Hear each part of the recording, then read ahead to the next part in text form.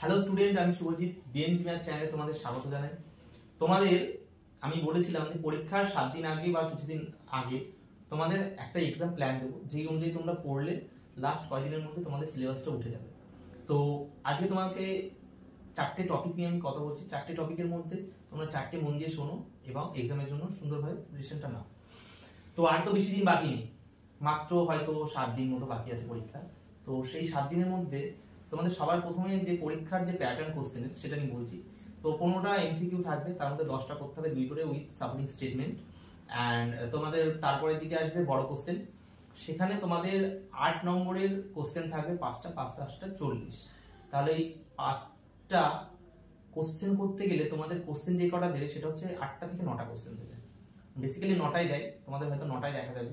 তো 9টা কোশ্চেন তোমাদের কিন্তু এক একটা ইউনিট থেকে দুটো দুটো করে প্রায় কোশ্চেন থাকবে, কারণ হচ্ছে তোমাদের 5টা ইউনিট 9টা কোশ্চেন। তো আর সেখান থেকে কিছু ম্যাথ থাকবে। সেদিক থেকে তোমাদের প্রথমেই কিন্তু পাস করতে গেলে এমসিকিউটাকে টার্গেট করতে হবে। কিভাবে করবে দেখো, তোমাদের 15টা এমসিকিউ দেওয়া থাকবে, তার মধ্যে 10টা তোমাকে করতে হবে, 20 নাম্বার আছে উইথ সাপোর্টিং স্টেটমেন্ট। আমি স্টেটমেন্টের বিষয়ে পরে আসছি, আগে কোশ্চেনটা বলে নিই কিভাবে রেডি করবে এমসিকিউ। সেখান থেকে তোমরা প্রিভিয়াস 5 ইয়ার্স, আমি আগেই বলেছি, আমাদের গ্রুপেও বারবার বলেছি, প্রিভিয়াস 5 ইয়ার্সের তোমাদের যে এমসিকিউ গুলো আছে প্রতি বছর 25টা করে কোশ্চেন থাকে, 20টা করে করতে হয়। বিগত 5 বছরের কোশ্চেন রেডি করবে প্রতিটা সাবজেক্টের। প্লাস তার সাথে আমরা বলেছি যেসব টেক্সট বুকগুলো আছে, তোমরা যে টেক্সট বুকগুলো ইউজ করো সেই বইগুলোর দেখবে চ্যাপ্টারের শেষে 20টা 25টা 30টা করে এমসিকিউ কোশ্চেন দেওয়া আছে, সেইগুলো কমপ্লিট করবে। দেখবে বইটা আগে করবে, তাহলে দেখবে ইয়ারের কোশ্চেনগুলো হয়তো 50% তোমাদের ওখান থেকেই আসছে।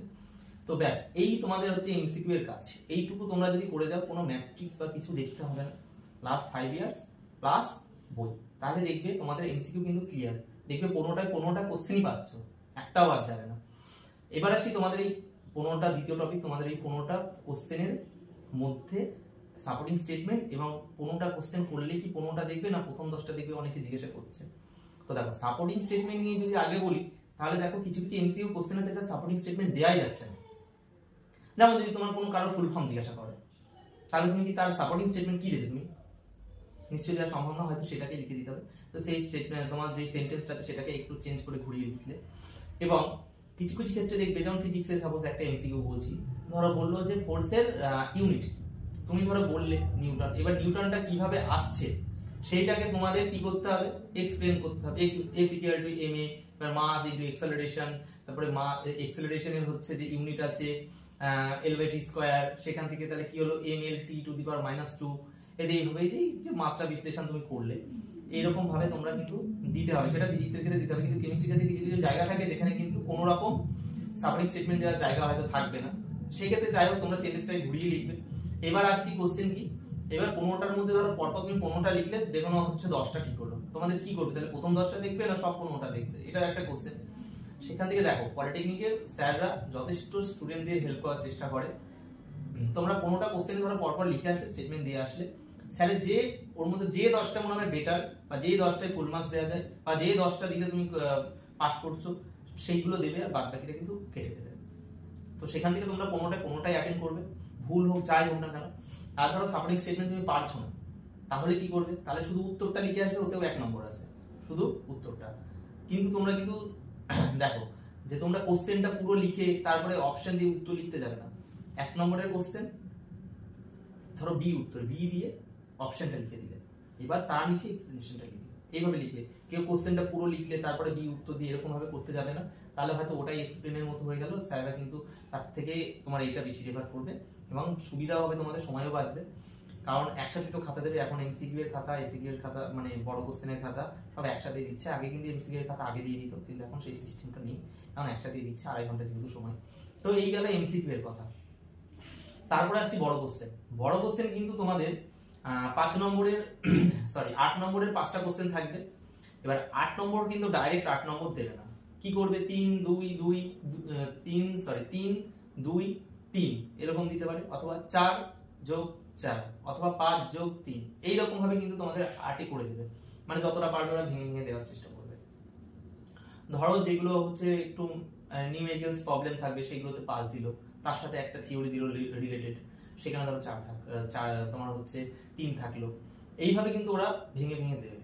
আর এবার আসছে যে তোমাদের যে কিভাবে 9টা কোশ্চেন পর পর দেওয়া থাকবে নাকি একটা কোশ্চেনের অরে আর একটা থাকবে।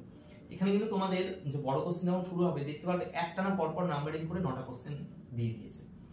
সেখান থেকে তোমার যে কটা ভালো লাগবে, যে 5টা ভালো লাগবে সেই 5টাই তুমি লিখতে পারবে সেখান থেকে। তো সেই জন্য তোমরা কি করবে, দেখো কোনো একটা চ্যাপ্টার কিন্তু ছাড়লে তুমি কিন্তু সেটা অ্যাভয়েড করে কোশ্চেন কিন্তু আনসার করতে পারো। সেই জন্যই আমি বলেছিলাম তোমরা যদি মনে করো, তোমাদের যদি কনফিডেন্স থাকে যে আমি 3টে বা 4টে চ্যাপ্টার খুব ভালো করে করব, তাহলে কিন্তু তোমরা একটা চ্যাপ্টার কিন্তু ছাড়তে পারবে। এইটাই হচ্ছে তার কারণ কি, ওখানে অর থাকবে না, ওখানে কোশ্চেনগুলো পরপর দেওয়া থাকবে, এবার তার মধ্যে থেকে বেছে তোমাকে করতে হবে। যদি অরে থাকতে একটা কোশ্চেনের অরে আর একটা, তাহলে কিন্তু তোমাদের সমস্যা হয়ে যাবে, প্রতিটা ইউনিট কিন্তু তোমাদের পড়তে হতো। সেই জন্যই আমি বলেছিলাম যে তোমরা চাইলে একটা চ্যাপ্টার কিন্তু বাদ দিতে পারো। তো এই ছিল কি বড় কোশ্চেন। এবার বড় কোশ্চেন তোমরা কি করে করবে, আমি তো বললাম এমসিকিউ কোথা থেকে পড়তে হবে। এবার বড় কোশ্চেন পড়তে হবে তোমাকে লাস্ট 5 ইয়ার্স সাথে ম্যাট্রিক্স করলে লাস্ট 5 ইয়ার্স হয়ে যাবে। লাস্ট 5 ইয়ার্স ম্যাট্রিক্স আর আমার যে সাজেশনটা দেওয়া আছে, সাজেশন লাস্ট 5 ইয়ার্স করলেই আশা করি কমপ্লিট হয়ে যাবে। সবার আগে তোমরা চাইবে লাস্ট 5 ইয়ার্স আর সাজেশনটাই করতে, তারপরে তোমাদের যদি মনে হয় যে ম্যাট্রিক্স করা প্রয়োজন আছে তবে করতে পারো। তবে লাস্ট 5 ইয়ার্স আর আমার সাজেশন করলে কোনো কিছুই আশা করি লাগবে না, আর সমস্ত কোশ্চেন এখান থেকে পেয়ে যাবে। আমাদের চ্যানেলে ফিজিক্স, কেমিস্ট্রি, তারপর হচ্ছে কমিউনিকেশন, ইংলিশ সমস্ত কিছু সাজেশনটা দেওয়া আছে। তোমরা ওখানটা আগে সাজেশনটা কমপ্লিট করো এবং লাস্ট 5 ইয়ার্স কমপ্লিট করো, আমার মনে হয় না কোনো কোশ্চেনই বাদ। তো এই ছিল তোমাদের কিছু ইনফরমেশন তোমাদের পরীক্ষার জন্য। আর খাতা কিন্তু ফাঁকা রাখবে না, যতটা পারবে ভরে দেবে, ঠিক আছে। আর যতটা মানে একদম সঠিক উত্তর লেখার চেষ্টা করবে, তাই বলে ভুলভাল তখনই লিখবে ধরো তুমি হচ্ছে কিছু পারছো না, তখনই লিখবে যে ওই টপিক অনুযায়ী তোমার ভুলভাল না, ওই টপিক অনুযায়ী তোমার যেটুকু পড়া আছে, যা পড়া আছে তাই লিখে দেবে। ধরো ওয়াটারের কিছু একটা এসে ক্লাসিফিকেশন এসে, তুমি ওয়াটারের ক্লাসিফিকেশন করতে পারছো না, তুমি ওয়াটার সম্বন্ধে ওইটুকুতে তোমার যা মনে আছে, তুমি ধরো পারছো না, যখন যা মনে আছে ওই চ্যাপ্টারের উপর তুমি তাই লিখবে। এখান থেকে তোমরা কিন্তু যদি কিছু নাম্বার হয়তো তোমাদের ধরো পাস মার্কসের জন্য 1-2 নাম্বার যদি প্রয়োজন হয়, স্যারা কিন্তু দিয়ে দেবে সেখান থেকে, যে যদি দেখে যে কোয়ালিটি ঠিকঠাক আছে না, ছেলেটা পড়েছে। সেই জন্য তোমরা কিন্তু চাইবে যে কোশ্চেন কিন্তু 5টাই অ্যাটেন্ড করা। তো এই ছিল আজকের ইনফরমেশন। তো তোমরা পরীক্ষার আগে এই মত অনুযায়ী যদি চলো বা এই অনুযায়ী যদি তোমরা পরীক্ষা দাও, আশা করি পাস করাটা কেউ ঠেকাতে পারবে না এবং নাম্বারটাও ভালো ক্যারি হবে।